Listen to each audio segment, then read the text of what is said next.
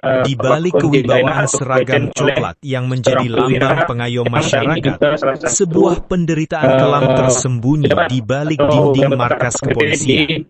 Seorang polisi wanita atau polwan berpangkat brigadir yang bertugas di Polda Sumatera Barat kini harus menanggung beban ganda.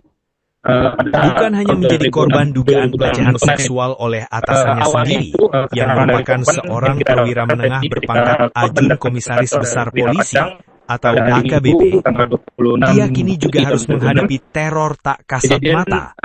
Keberaniannya bersuara demi menuntut keadilan justru dibalas dengan intimidasi berat. Lewat pesan-pesan anonim yang masuk ke ponselnya, sang polwan diancam akan dimutasi ke daerah terpencil yang sangat jauh, bahkan diancam pemberhentian tidak dengan hormat. Inilah potret kelam ketika seorang penegak hukum justru menjadi korban di dalam institusinya sendiri dan berjuang sendirian melawan tembok kekuasaan. Bagaimana peristiwa memilukan ini bermula?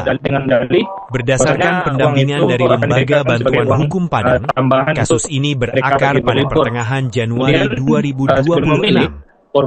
Saat itu korban bersama beberapa rekan polwan lainnya berencana untuk pergi berlibur. Sang atasan, oknum perwira berpangkat AKBP, memanggil korban ke ruangan kerjanya dengan dalih ingin memberikan uang tambahan untuk bekal liburan. Tanpa rasa curiga dan menganggap panggilan tersebut sebagai niat baik pimpinan, korban mendatangi ruangan sang perwira. Namun, begitu pintu ruangan tertutup, niat jahat itu terkuak. Di dalam ruangan kerja itulah dugaan aksi pelecehan seksual terjadi. Meski korban menolak keras dan berupaya menyelamatkan diri, intimidasi psikologis terjadi. Korban dipaksa menerima uang dalam amplop dan diancam untuk tidak membocorkan kejadian tersebut kepada siapapun. Selama 15 menit berada dalam situasi yang mencekam, korban yang diliputi rasa takut akhirnya melarikan diri dari ruangan tersebut. Merasa martabatnya diinjak-injak, keluarga korban tidak tinggal diam. Pada Februari 2026, orang tua korban resmi melaporkan dugaan pelanggaran etik oknum AKBP tersebut ke Seksi Propam Polda Sumbar. Direktur LBH Padang, Diki Rafiki, pada dalam April keterangannya pada Sabtu 25 Juli, laporan dugaan tindak pidana juga dilayangkan ke SPKT Polda Sumbar. Yang dilaporkan korban. Namun ikhtiar Menurut mencari Diki, keadilan baru justru meminta membentur pendampingan tembok hukum sekitar tebal. 2 pekan lalu, Polda setelah Sumatera Barat mengetahui sempat penyelidikan menghentikan pidana yang penyelidikan dilaporkan kasus melalui ini SPKT melalui dihentikan. penerbitan surat penghentian Penyidik menyatakan penyelidikan tidak atau menemukan unsur SP3. tindak pidana. Alasan yang diutarakan Adapun adalah peristiwa dugaan pelecehan laporan terjadi korban pada dianggap 15 tidak Januari memenuhi unsur 2026. pidana.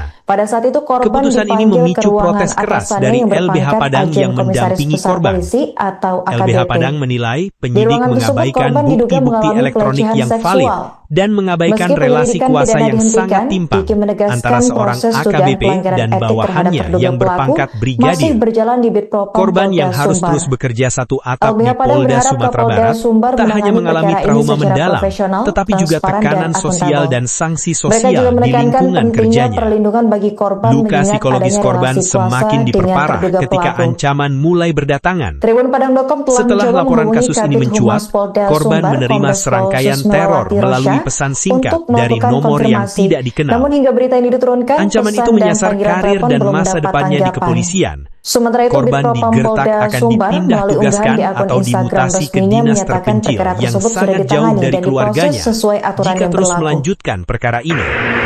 Bahkan, bayang-bayang pemecatan atau PTDH sengaja ditiupkan untuk membungkam keberanian sang polwan. Ancaman mutasi jauh dan teror anonim ini menunjukkan betapa beratnya perjuangan seorang korban pelecehan di lingkaran birokrasi yang memiliki hierarki kekuasaan yang tajam.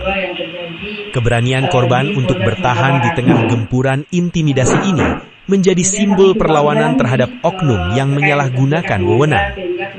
Gelombang desakan publik dan sorotan media akhirnya memaksa pimpinan tertinggi Polda Sumatera Barat mengambil sikap tegas.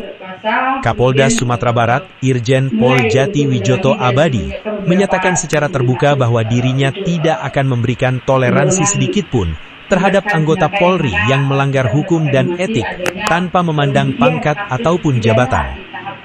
Jangan main-main dengan saya, Ingat, kita ini pelayan masyarakat. Jangan gara-gara satu orang nama Polda Sumbar tercoreng. Lebih baik saya singkirkan. Tegas Kapolda usai memerintahkan Propam untuk memproses ulang kasus ini secara objektif. Kini, komitmen penegakan hukum di tubuh Polri kembali diuji di hadapan publik. Apakah janji usut tuntas tanpa pandang bulu ini benar-benar akan memberikan keadilan bagi sang polwan? Ataukah ancaman mutasi itu justru yang menjadi kenyataan? Tragedi ini menjadi pelajaran berharga bahwa perlindungan terhadap korban pelecehan seksual harus ditegakkan tanpa takut pada pangkat dan jabatan.